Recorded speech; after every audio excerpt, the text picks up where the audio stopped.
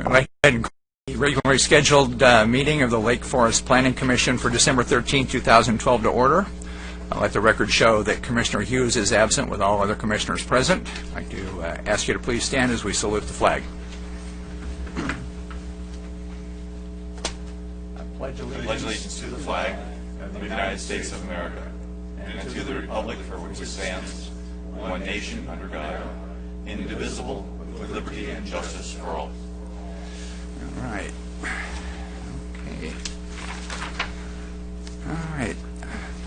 This is the time when we have public comments. If there's anyone that wants to speak to the Commission tonight on an item that is not on tonight's agenda, this would be your opportunity to do so. If there's no one in the audience to do so, we'll go ahead and move on to our next section. Is there anyone that would like to speak on a matter that is not on tonight's agenda?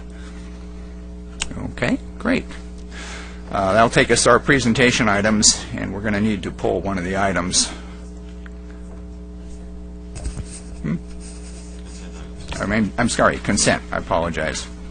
Consent items. We're going to need to pull one of the items. Let's see, the October, I believe it is, correct? Okay. So that leaves us with the November. I'll move for approval. Second. Okay, moved in a second. All in favor? Aye. Okay. And we will, item number 1, we will go ahead and put that off till our next meeting. Okay? All right. Now we go to public hearing items. Our first public hearing item this evening is a site development permit for IPUL, and Jennifer Mansour has the staff report this evening. Good evening, Chairman and Commissioners. This item is a continuance of the site development permit for a church, Iglesia Pentecostal Unida Latina Americana, which I will refer to as IPUL, which is located in the Forest Ridge Plaza. This item was first heard at the August 23rd Planning Commission meeting and at the September 27th Planning Commission meeting.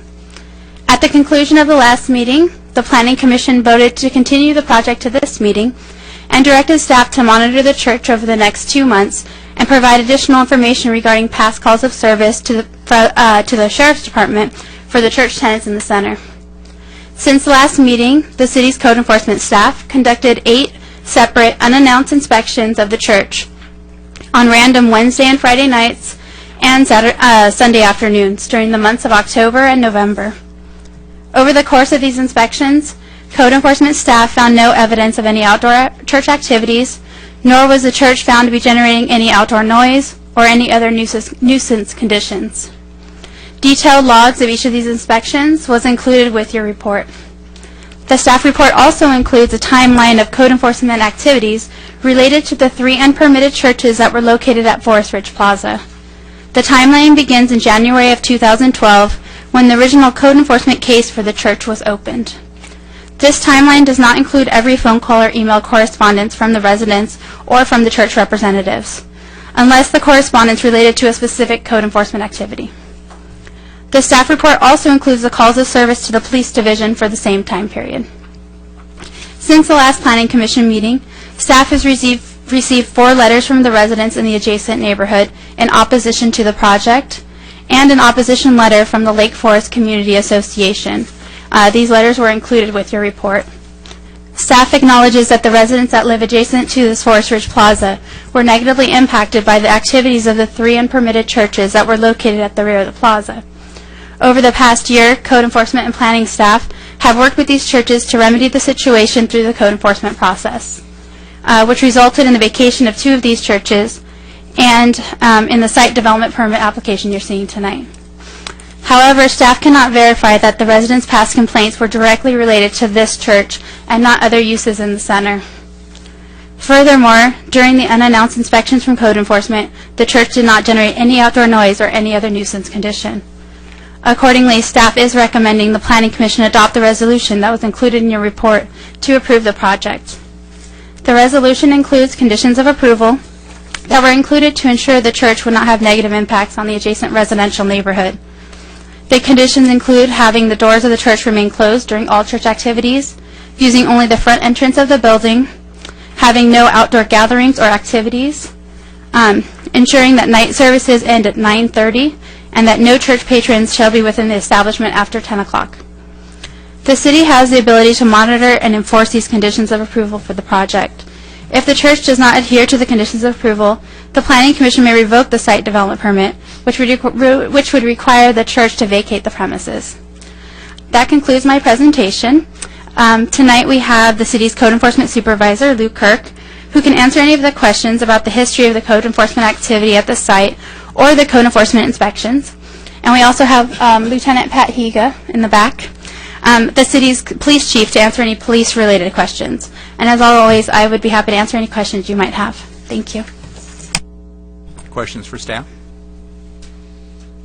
Actually, no. Not at this time? Okay, great. All right.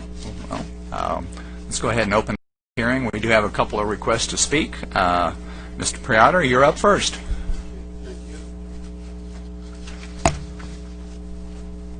Well, thank you, members of the Lake Forest City Planning Commission and Code Enforcement.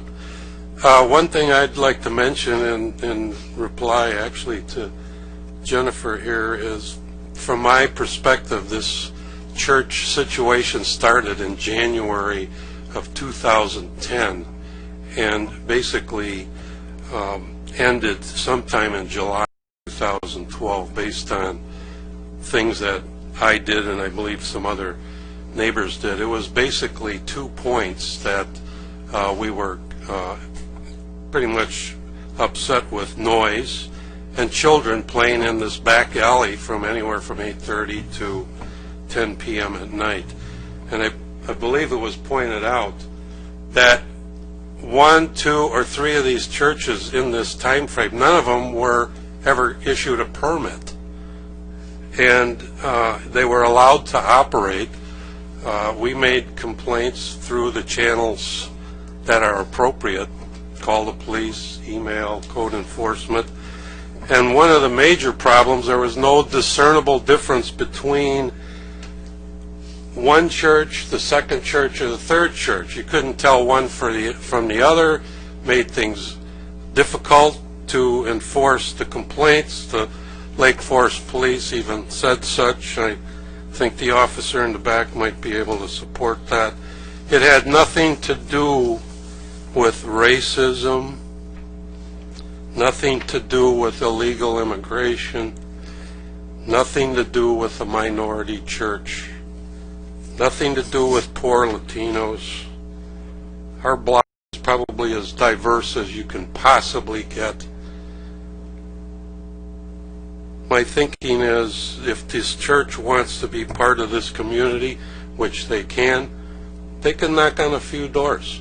Invite us to a service. Biting Savior does it. Latter-day Saints do it.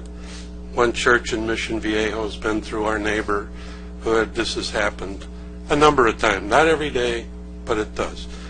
I think the ball is in the church's court. If they want to be part of the community, fine. They need to show a little better interest. They don't need to hole up in their church. There's no name. I've been by there the other day. These people, I don't see any signage. I don't know who they are. I don't know who to talk to except you people. And that's what we've done. So that is, I would like to say also, if Sandra DiCrescenzo is here, I wish, like in today's register, she'd please get the facts straight. Put in what I just said, I believe a couple other neighbors, the time frame, the no permits, and, let's have a fair discussion about what is really going on. Thank you. Thank you. Okay, our next speaker is William Shore.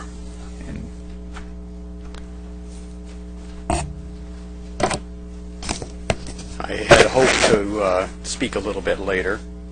Hopefully there will be some more speakers before me. However, I'm here mainly because I want to be sure that the actions taken here tonight are taken with integrity, both from our attorney, the folks on the commission, and our code enforcement and staff. From the most recent report from staff, it appears to me that the staff has some sort of bias towards the church. There's a comment in the last report that indicates that the neighbors may have made a mistake as to which particular church was making a noise and causing disruption and trouble for our neighborhood, and that is absolutely incorrect. I believe that verbal comments and written comments from the neighbors clearly indicate that a number of us were at the door of this particular church after the other two churches left. This particular church continued to be noisy, disrespectful, flip us off. Their children do things in the backyards.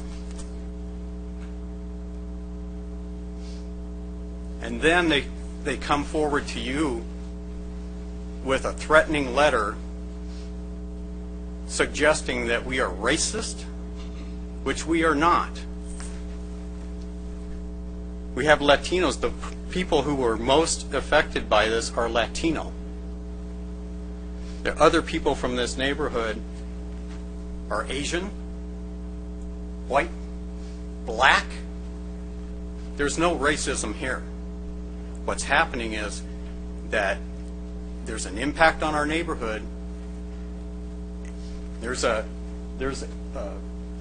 award back there in that cabinet indicating that we have integrity here. And that's what I expect from the group, all of you. I understand that code enforcement went out there and to see what's happening, but that's absolutely unfair.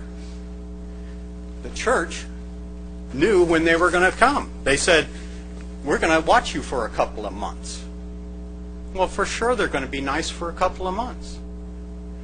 The attorney here told us way back in August that it would take a long time to get them out if they didn't adhere to the conditions that we now are being presented with.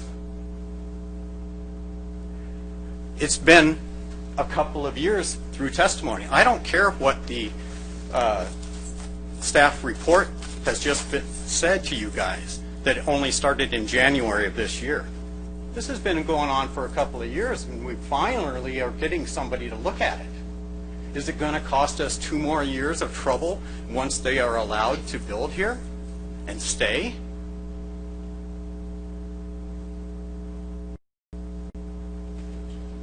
I'd like to ask you to please wrap up your comments. We have not threatened legal action. The church has.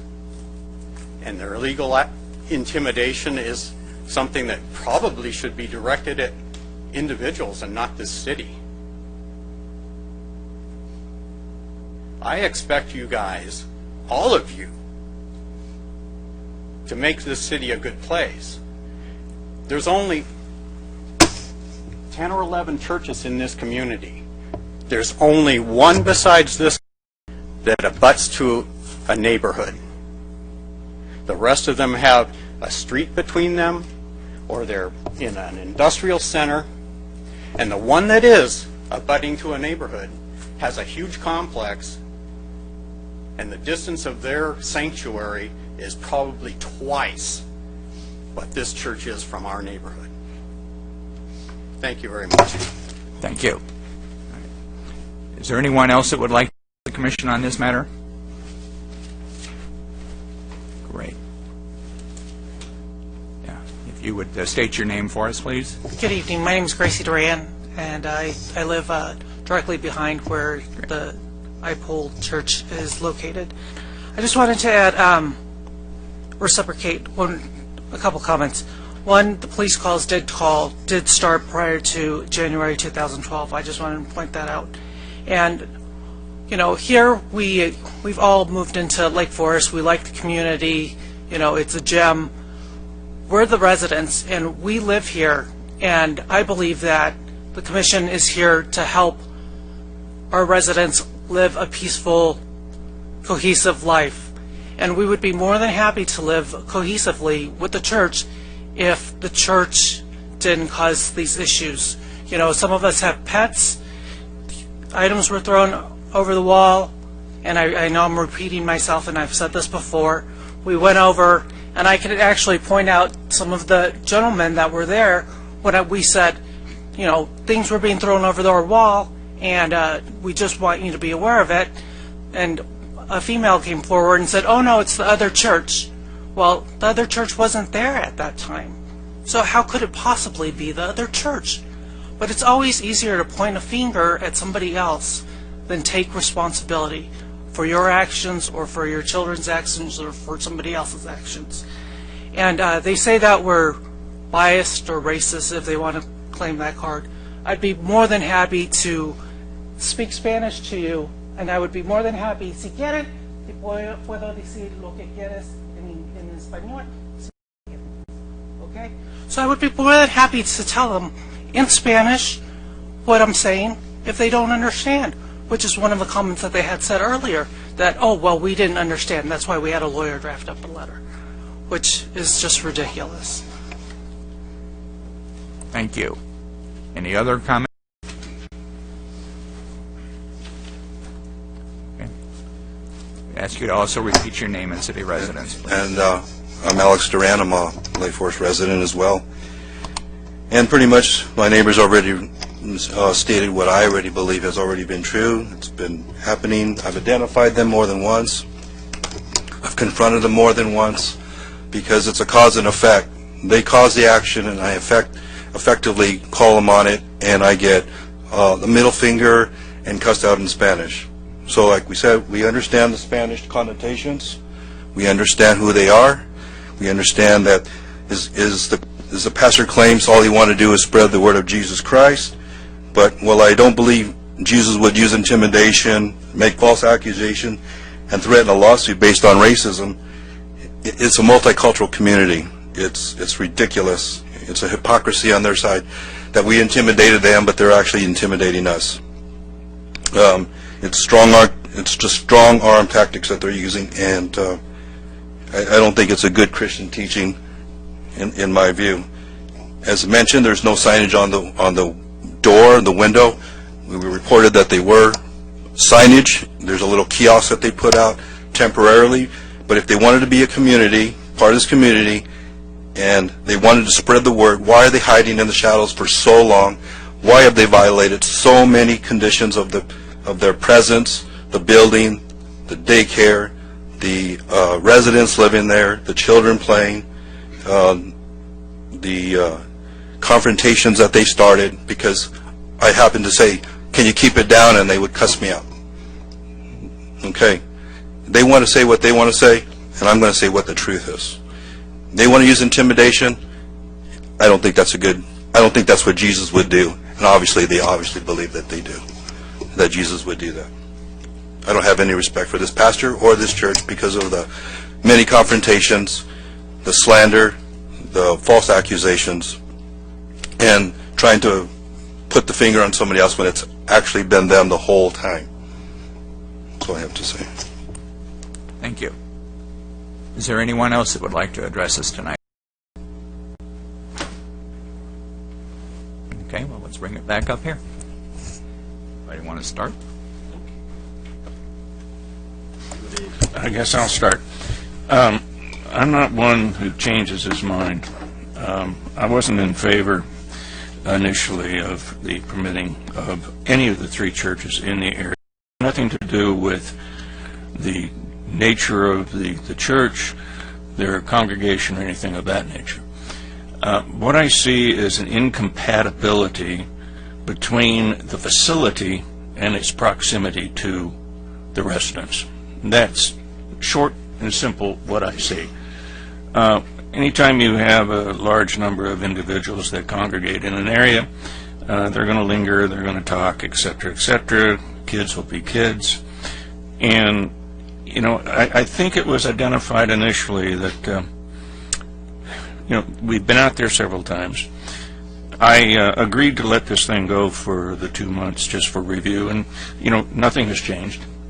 I don't foresee it ever changing. I think it's in the wrong place. It's not what you do, it's how you do it, and sometimes where you do it. So, to me, it would be a better solution, one that can, you know, long-term, that either they move down from their current location to another location within the center, which is further away from the residents, or move to another location. I'm not in favor of this type of activity or number of personage in that small area. It echoes. I've been back in there. It used to be a handball court area. It's very quiet.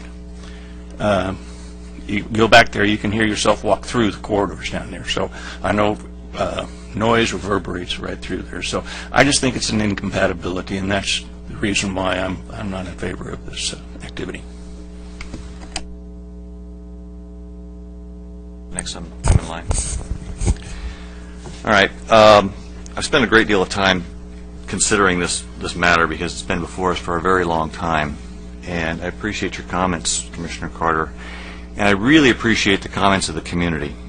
But as a commissioner who has before them the comments of the community, not only community members, but the community staff,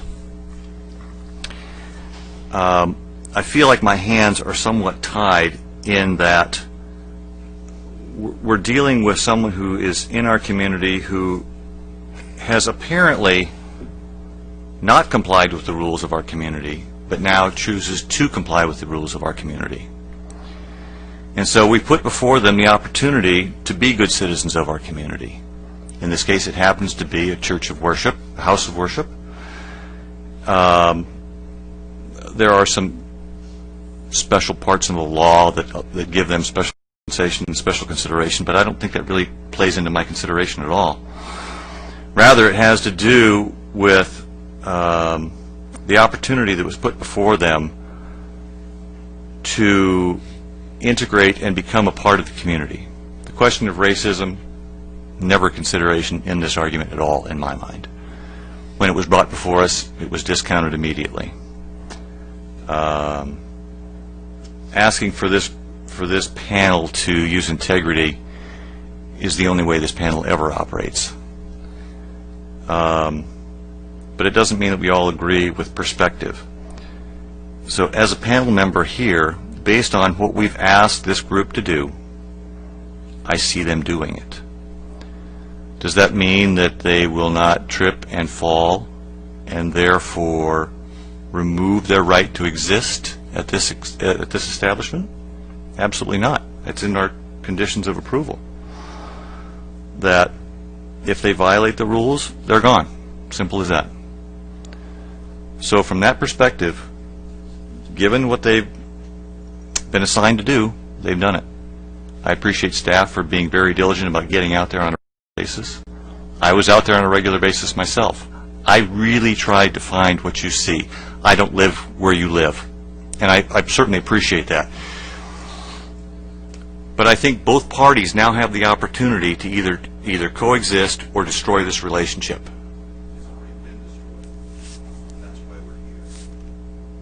You had a moment to speak, please.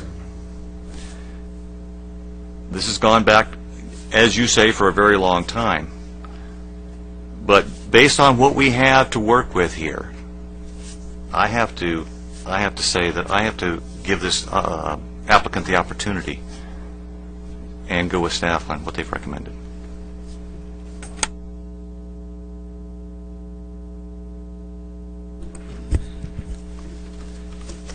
Well, let me start by saying that I want to let the record show that I was not here for the first discussion of this issue, but I've been to the subsequent public meetings and have read all of the background material and everything, so I feel like I'm up to speed and can voice my opinion. I have looked at everything carefully, and this is a tough decision.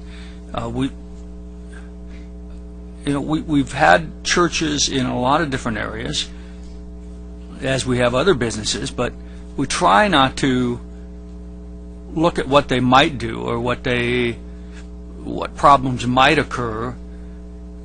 We really need to judge it on its merit as it stands.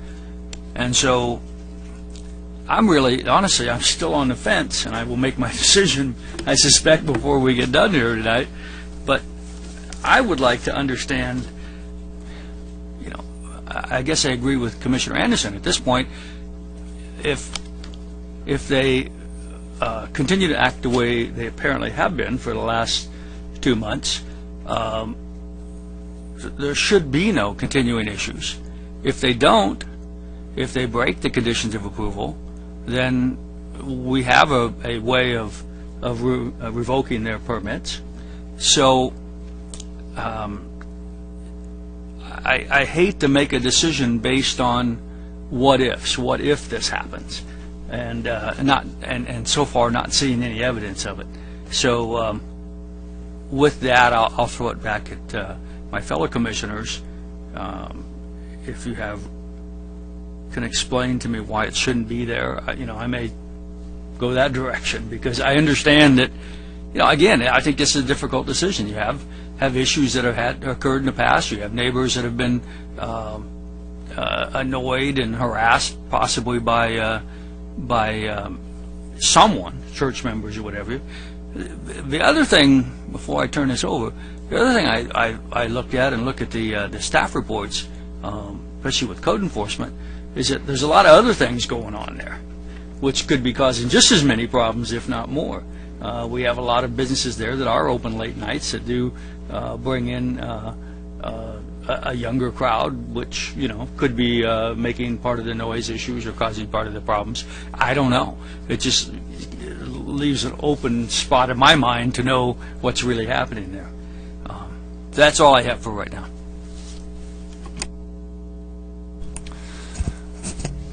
I agree with what's been here, and this is a difficult decision. It's probably one of the more difficult ones that at least I've, as a board, I think we've faced in a long time.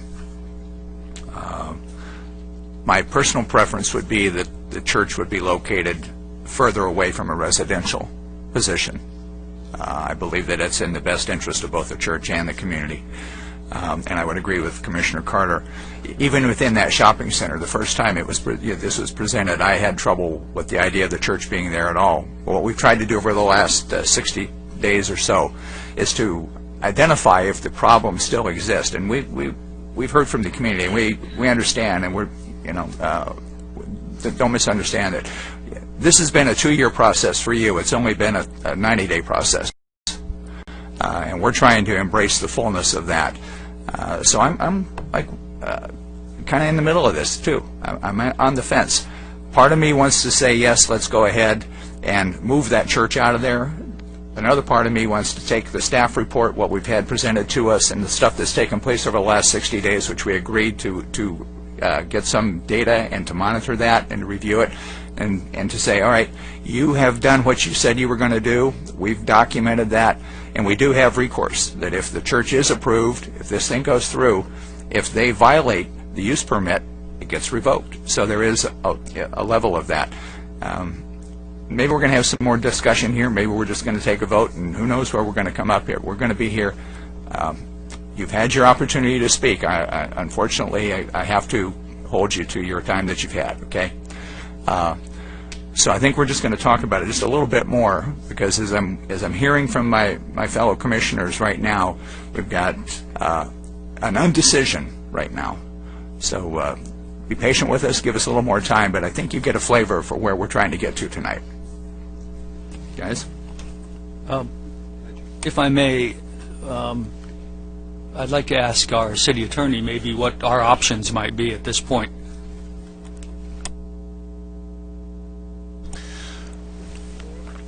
Well, the options are fairly simple. Either to approve the site development permit pursuant to staff's recommendation or deny the site development permit. I guess there would also be the option to continue. Now, that's answering your question at face value. I think there's also an issue that should be addressed, and that is the power the Commission has in the event that it chose to approve the SDP to revoke, which is an issue that's been addressed tonight. Just so you understand exactly what that process entails, if there was a violation of any of the conditions, no matter how small or big, going forward, and that violation was substantiated, the timing would entail noticing a hearing, which takes 14 days, give or take, then holding the hearing. So you're looking at between notice of that violation and substantiation of that violation and the hearing, the shortest time frame, 30 days. So those are the teeth that you have going forward in the event the site development permit is approved. As has been said, with the conditions of approval in place, if any of those conditions are violated, that permit can be revoked pursuant to the hearing. But again, approve, deny, there are resolutions for all of those actions in your packet, or continue as we did at the last meeting. That however, probably, well, I won't speak to that, but those are your three options at this time. Just a follow-up with that. If that were to be the case at the end of the 30 days, then how long would it be for the enforcement of removal of the church from the facility? If the Commission acted to revoke the permit at the revocation hearing, it would be immediate. Okay. So from the date of being noticed of the violation, the shortest time period for revocation would be around a month, give or take. Okay. Thank you. All right. Everybody understands that? Okay. One question on that. By violation, what constitutes a violation? I mean, is it a written violation that has to be presented by the sheriff's office? Is it a complaint that is filed by the neighbors? Something of that nature, because we seem to have had difficulty in the past identifying who was involved, the timing and things of that nature on the prior complaints. Okay. So I want to make sure that if my fellow commissioners do move forward on this, that they understand what the nature of the complaint needs to be to necessitate the action. It's a good question, and the simple answer, but somewhat vague answer, is that it's a complaint that is substantiated.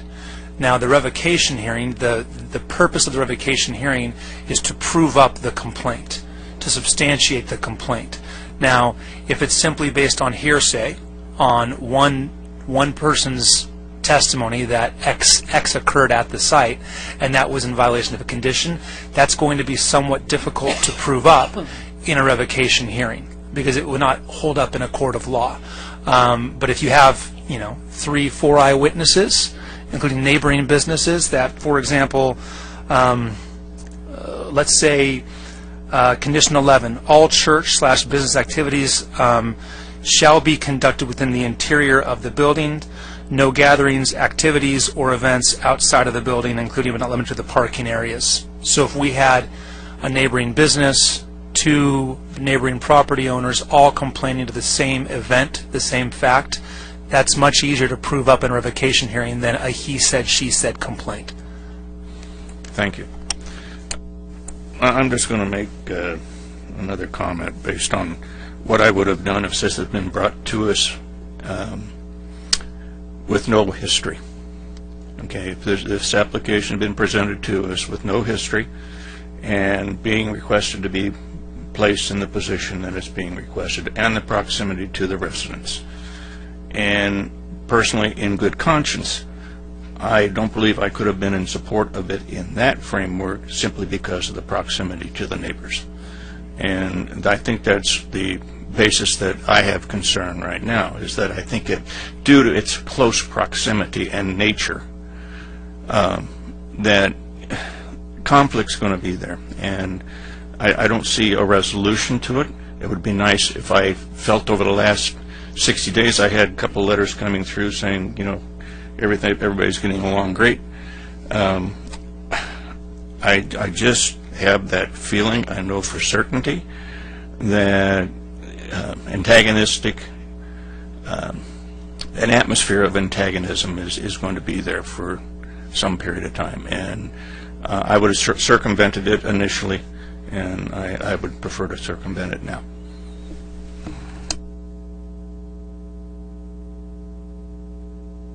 We haven't heard from our police chief. Can we maybe find out if there have been any reports, not only about the church, but about any of the other businesses there?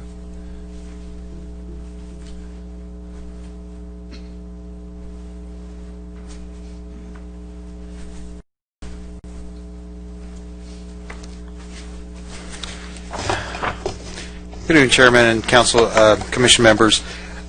We took a standard call for service look-see at this area. The way we collect our information is based on calls for service coming in our dispatch center, and sometimes we'll get exacting addresses, meaning the street number, street, and specific suite number. Because of the physical layout of this area, it's a strip mall essentially. We usually get calls that are just in the general area, and the closest intersection is usually what we get, and it's Muirlands and Ridge Out in this specific case. So we took a look at all the calls for service that we had, either at specific building number at that address or in that general intersection area, Muirlands and Ridge Out. We took a survey back, we took a count back from July of 2011 until current date of this month. We've had a total number of calls of 53 calls for service throughout that entire center, specific address and that intersection. Excuse me. And of those 53, 5 were directly related to calls for service to the church, and all 5 calls dealt with disturbance calls. None of them generated any kind of criminal report. They tend not to because it's just a noise complaint. That's about a 9% of all calls that we've had since then were church-related. Could there have been calls 2 streets away on Ridge Road or Muirlands that might have been tied to the church? It could have been, but usually the calls do come in that specific area. So, specific to the church, we've generated no criminal reports on this. Anything in 2012? Yes, it's till current December 2012. So it's all of 11 plus 12, 53. July of 2011 till December of 2012. Okay. Have you had noise complaints from other businesses in that shopping center? We've had noise complaints. Are you talking about from businesses about the church or at different businesses? About people complaining about noises coming from other businesses there. Yes, we've had a few of those. We've had false alarm. It runs the whole gambit. We've had a variety of calls, but we've had other businesses that were directly related with noise complaints. About the same amount, more? Can you? I didn't do a detailed study on that. Just anecdotally looking at this, also, it's about the same. Okay. No one business stands out dramatically as far as any single type of call. All right. Thank you. Okay.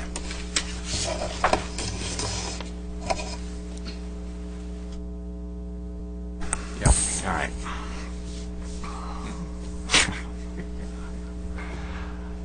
I really want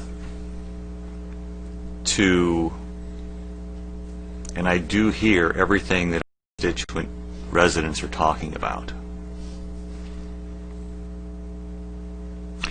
And I really want to give you what you want. But based on what's before me, I don't feel I can, in good conscience, to what this position involves. That being said, based on what's before us, I feel the parties that are in the most jeopardy here are the church. Because the church, given the opportunity to move forward with being in this suite, has only the ability to fail with almost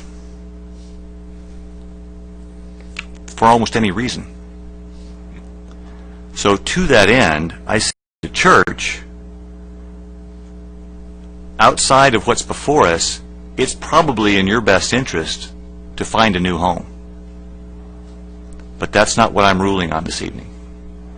I'm ruling on this evening what's before me. Can you and should you be able to stay in that property? And based on what's before me, I can't deny you that with my vote. But I do believe that you are on probably extremely thin ice to be able to remain in that property. Because all it will take will be one mistake, however minor, and your permit will be revoked. So for that, I still say to my panel members, my vote is yes, but it's a very tentative yes.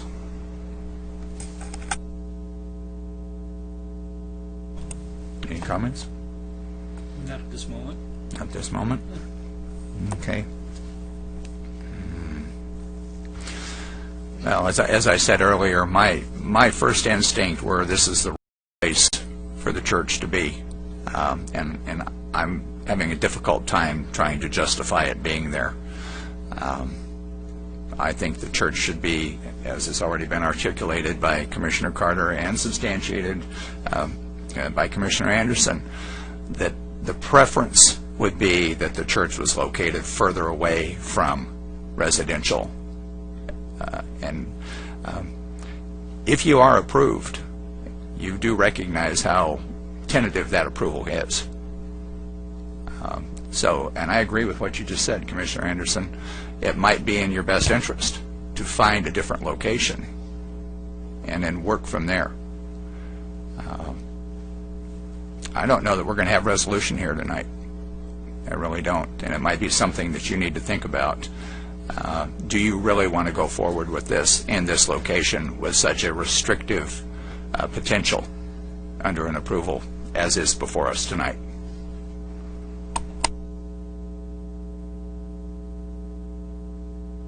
The only thing I have to add is I do have personal experience with a business, well, I should say a social program that gathered in one of the business buildings that I was at.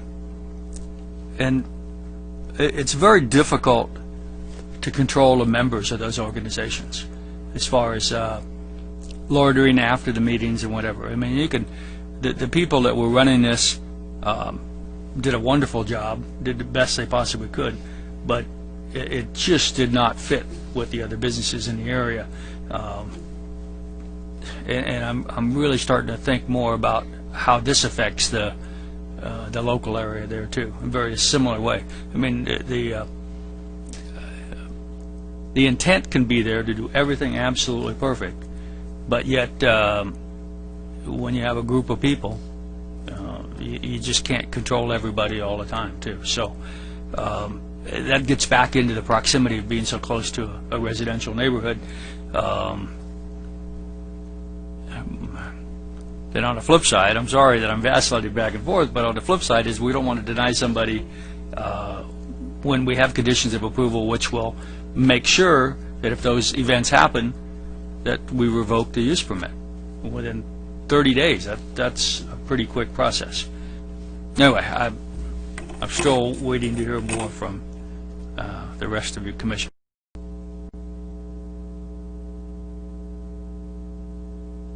Do we have more comments, or do we want to take a run at a vote? I know. Because I've taken the positive position, I'm willing to make this motion to move that we approve Site Development Permit 5-12-2628 as recommended by staff. Is there a second?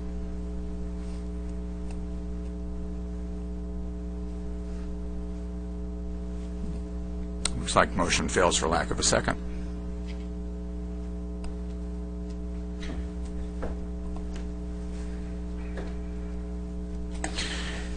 Okay, this is going to lead to a very interesting deal, and the applicant needs to be aware of this, that when there's only 4 of us present, that if it comes up and it's a 2-2 vote on the issue, it's an automatic rejection of the application, if I'm not mistaken. That is correct?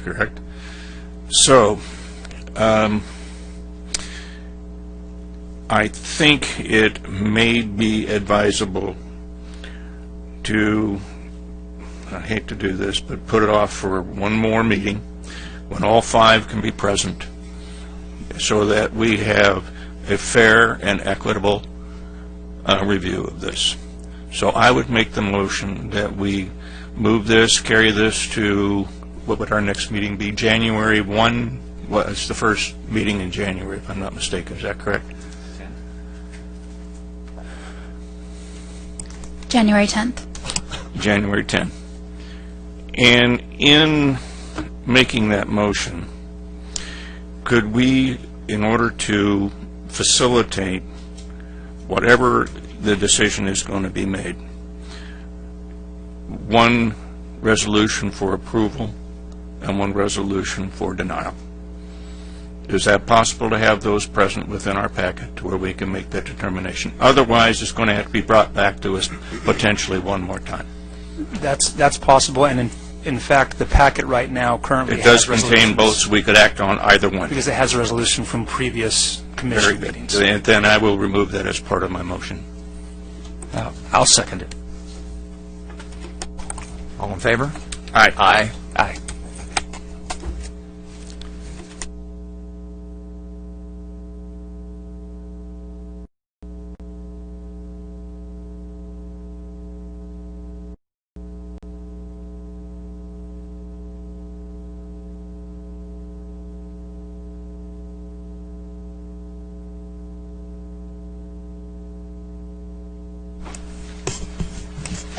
The next item is a zone change to amend Title IX of the Municipal Code to address the requirements of Senate Bill 2. And we're requesting that the Planning Commission continue this item to January 24th, 2013, to allow staff some additional time to prepare the ordinance and resolution.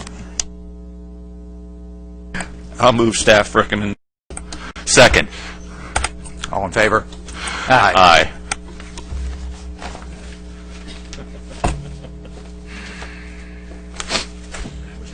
Okay, and the next item is use permit for Orange County Emergency Medical Technician Vocational School. And Jennifer also has a report for this item. Hello again. This next item for approval is a vocational school and a tenant space at the Foothill Business Park. The proposed school provides training programs for EMTs, and they have programs that run about 10 to 12 weeks and have 5-hour classes 2 to 3 times a week.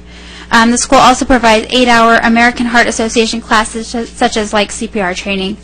The school does not have a specific schedule they follow, but will only have 1 class a day.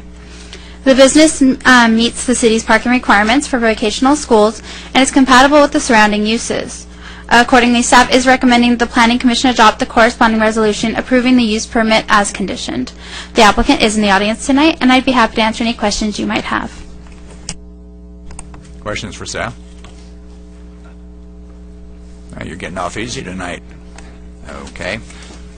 All right. 2 requests to speak. Larry, is it Green? I want to make sure. Green? Corey. Corey Gremmel. Corey, I'm sorry. Well, we get it right. We're going to ask you to repeat your name and city residence anyway, okay?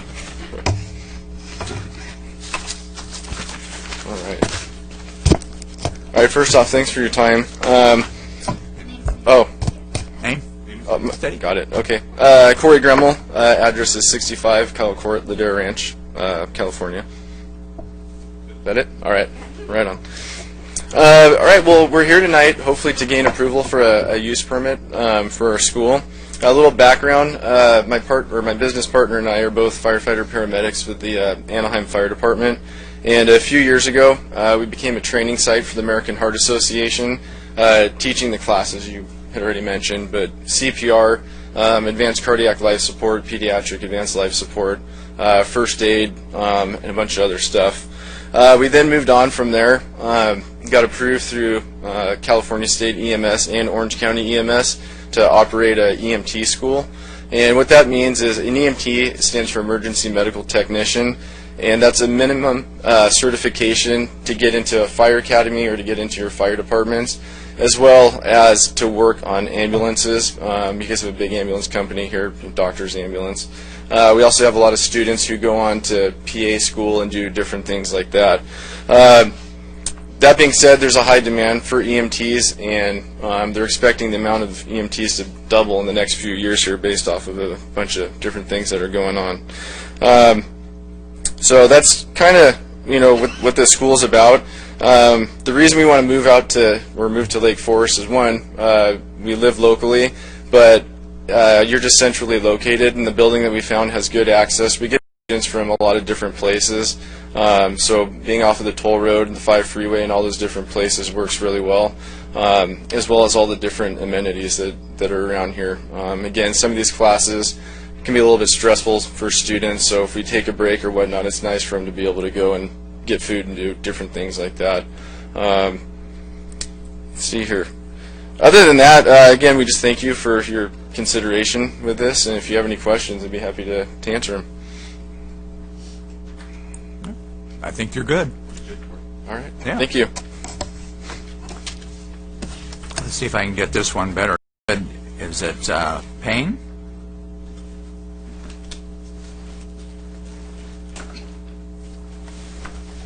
If you would just please repeat your name and city of residence. Yes, David Payne from Irvine.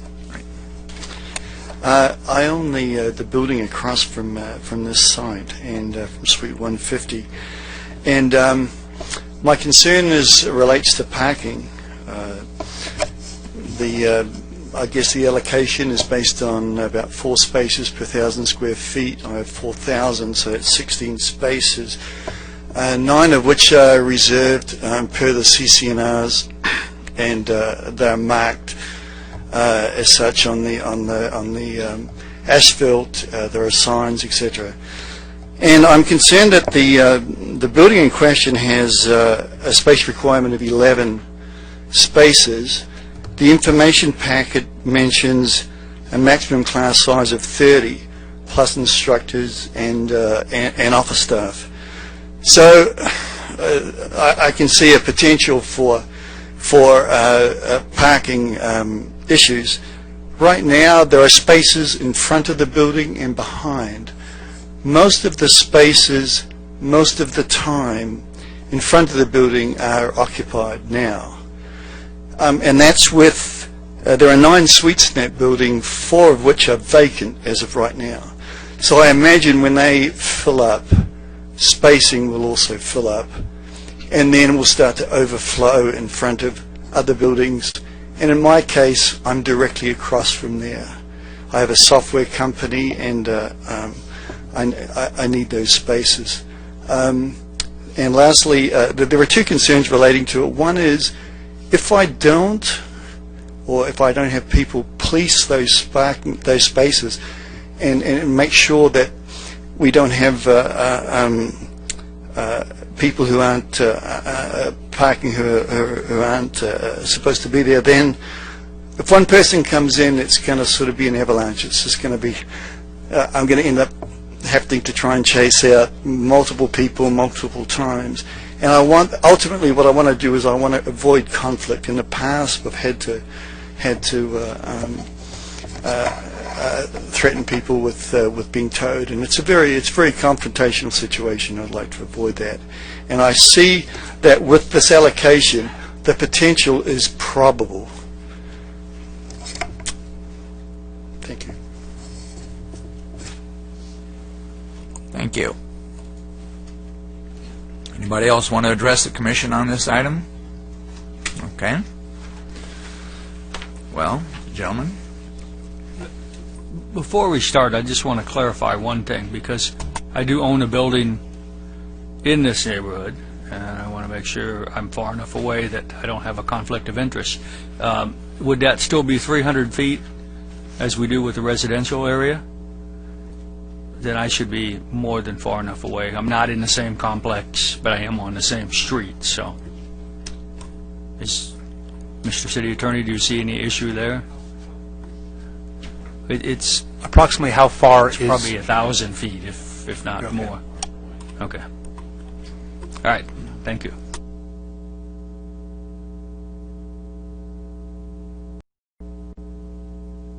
Let me ask a question of staff while we're deliberating here. Is there any reserved parking in that complex? I mean, how do they determine what parking places go to what building? Yeah, it might be a better answer for him. I've been out there, and I know the spaces in front of Suite 150 are not reserved for anyone. There's actually 2 handicap stalls, I think, directly in front of it. But the spaces in front of the multi-tenant building don't have anything, but I didn't actually notice if the other ones did. Because that's typical with our buildings. We don't have it. We have 2 reserved spaces for each building. But the rest of the parking places that might be in front are just first come, first serve, and sometimes the ones in front of my building are all full from other people, from across the street or across the alleyway or whatever. And so, but since we don't have reserved parking, so that's why that was the question, is whether the same kind of issue or the same kind of procedures were in place there.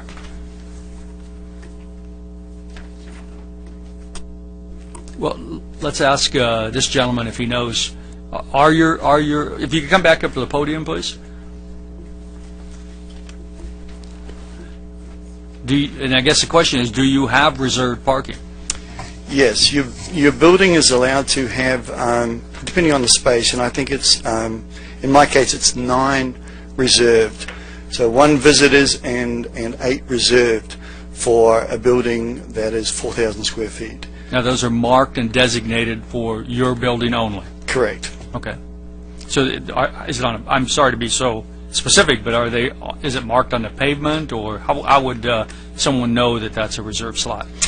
With regards to my building, I have the building number and then reserved on each space on the pavement. Also, the curb is painted green, and there are 3 signs saying reserved parking, violators will be towed. Okay. Good. Thank you. Mr. Payne, your building is this one here? Building I, yes, correct. Okay, all right. Thank you.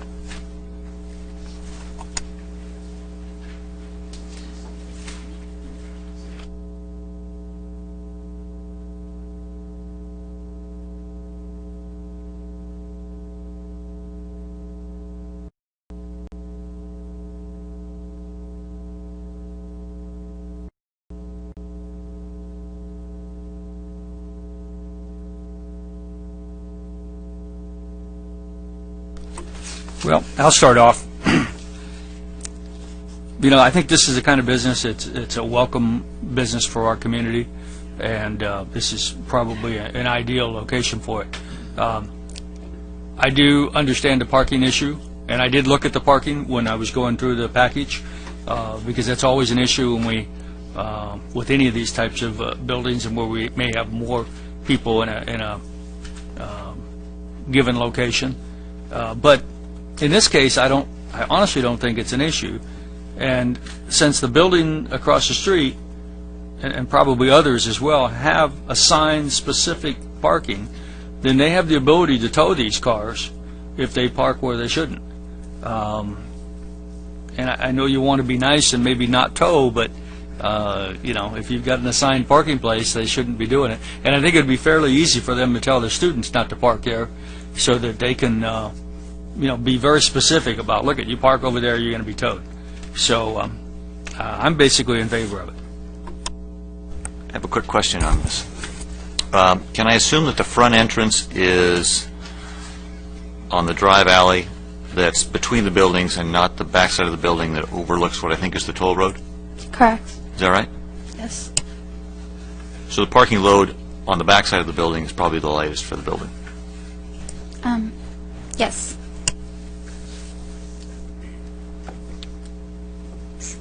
Oh, how do you condition that?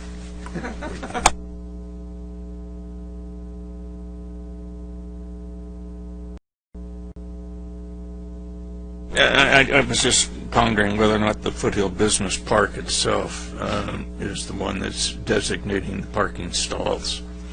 We don't know the vehicle as to how the stalls are being designated. I think that would be something that staff could work with the applicant if this is approved to ensure that we have those spots designated appropriately, and I'm sure that the applicant, knowing the nature of EMTs and the like, would be more than willing to park where they were asked to park. I mean, that's part of the training that they do in fact receive, is to follow and play by the rules. So I don't think we have an issue, but I would just like to ensure that staff works with the applicant to effectively remove any concerns there might be with regard to that.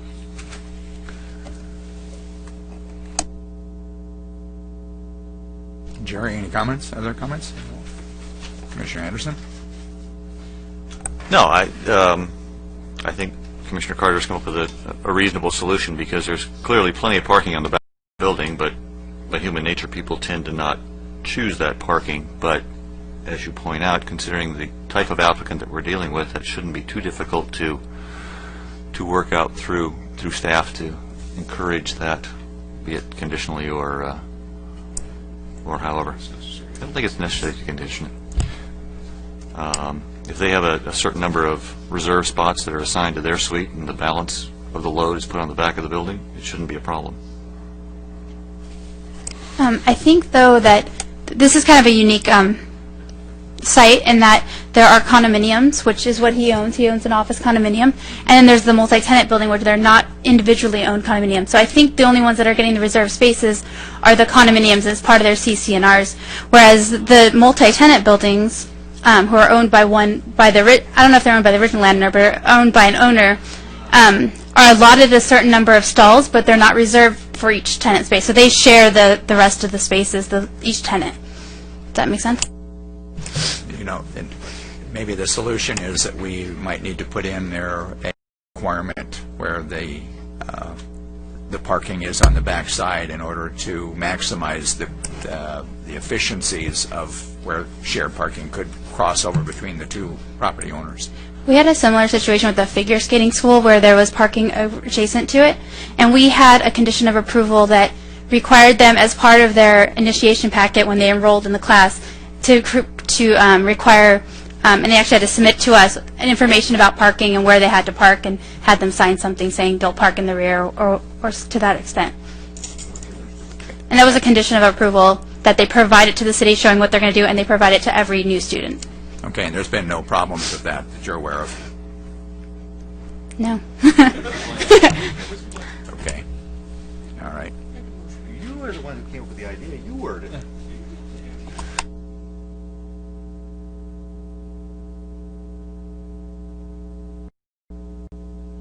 I'll make a motion to approve, but I'm not sure how you want to word this parking issue. So, honestly, I think that you have parking places that are designated reserved. They can't park in those places. They can park in any parking place that doesn't have a reserved sign on it. So I don't know what more we have to clarify on that, but I'm more than willing to put something in there if you think it's necessary, or if we think we need that, if we want to have them provide a parking plan that explains to us that they're going to encourage their students to park in the back or something like that. Help me with it, because otherwise I'd probably make a motion without it. Well, you said it that the applicant encourages his participants in the course to park in the rear at any opportunity. And I don't think... Working with staff. Working through staff, come up with something so that they provide that to you. Okay. But can I modify your motion to include that comment? I think it's understood. So we're going to have them do a parking plan. That's what you would like to see. I don't think a parking plan is necessitated. I truly do not. But they'll work with staff to make sure that they're minimize the parking problems or issues. Okay. Correct. I like that. Okay, so I'll make a motion that we approve use permit 10-12-2940 for the EMT school per staff's recommendation, and that we include that staff work with the applicant to minimize the parking issues at the site. Close the public hearing. And close the public hearing. Second. All in favor? Aye. Aye. Aye. It'll work. Welcome to Lake Forest.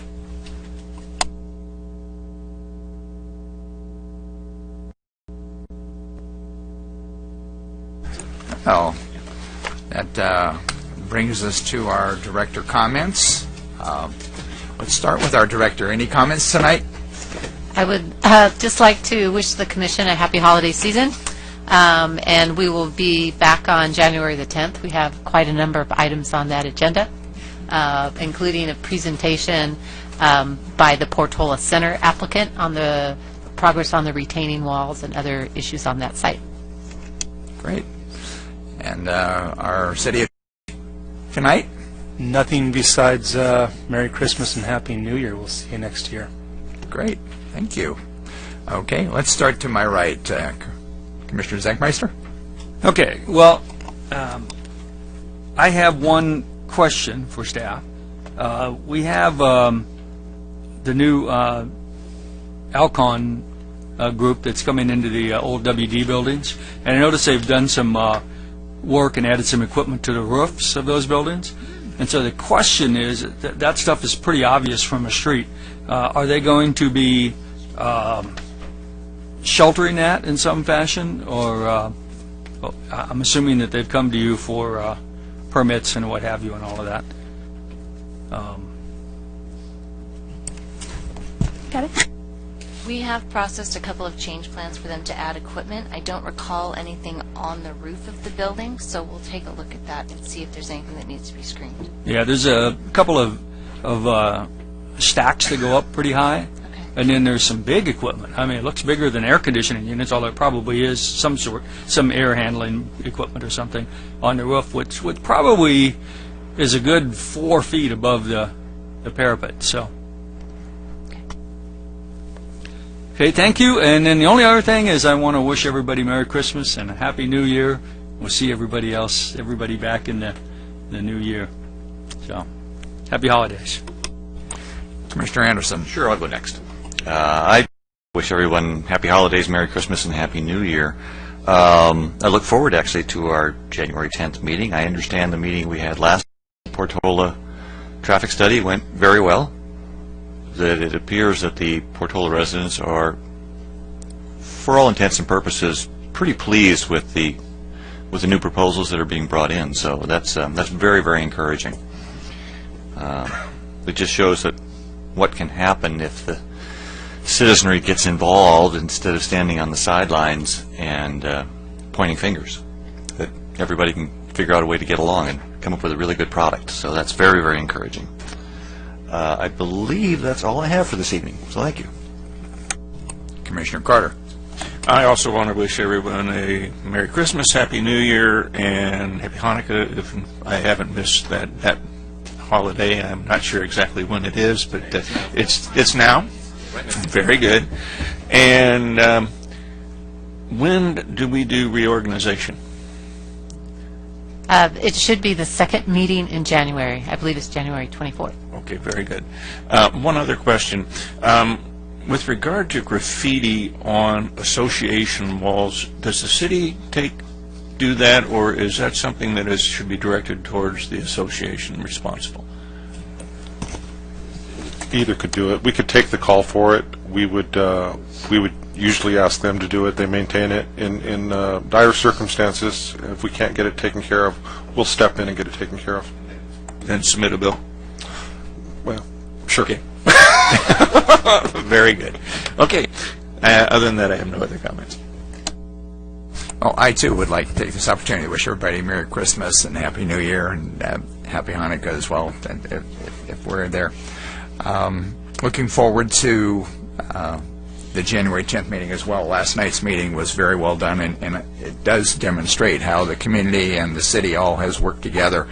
I think Joe Faust did a great job working with the community at large. So we've got a lot to look forward to in 2013, and I'm looking forward to being part of that. Okay? Great, guys. We'll adjourn to our next regularly scheduled meeting, January 10th.